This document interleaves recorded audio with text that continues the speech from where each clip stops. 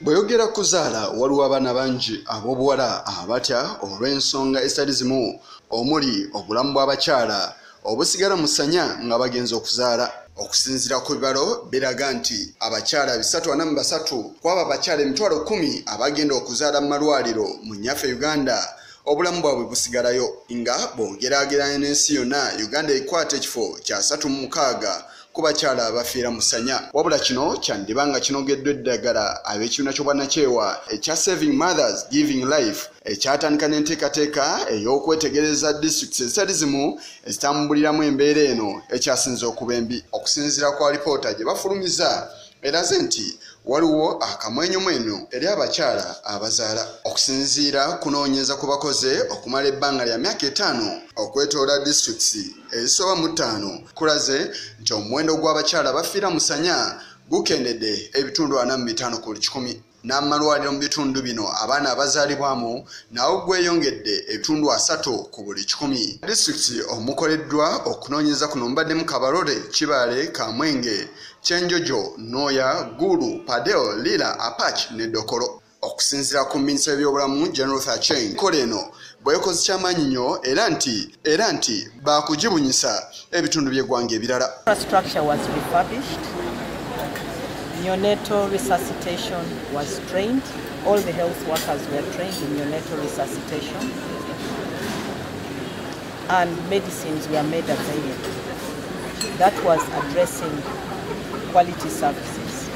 Now, for the other aspect of addressing access, transport was made available through vouchers. Era okunoonyeza kulaze ng'omuwendo gw'abaana abali wansi w'emyaka 5 bwe gukendedde ku baana 1,000 abaana 53 be bafa kw'abo abaana 1,900 bwe gwali mu mwaka gwa 2026. Wano nno omubaka w'eggwanga eri Amerika mu nnyaffe Uganda Deborah Malak wasinzidde n'asaba gavumenti ya Uganda okkopa enteekateeka eno ebunyiizibwe mu bitundu by'eggwanga ebirala newankubadde nga waliwo okusoomozebwa okutali kumu okutte wansi ne waggulu saako n'ebintu ebirala. From dying of causes that are easily preventable. Saving mothers giving life is an integral part of these efforts and has already contributed significant results, as we've just heard, in small microcosm. There's more to come.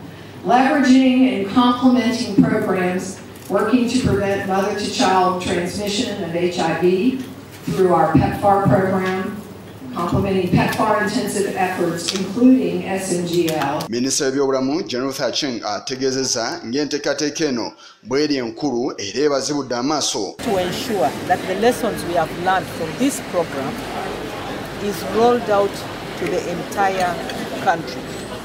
And government is doing this through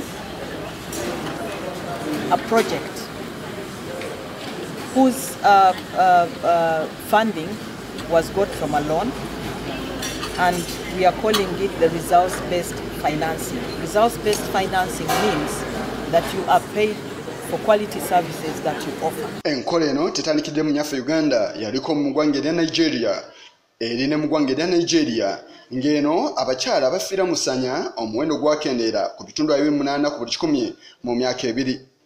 Ate mu ggwanga erya Zimbabwe era gwakendeera ebitundu 41 ku buli 100 mu myaka 5. Isa Kigongo ku lwa Channel 44 Oleguro.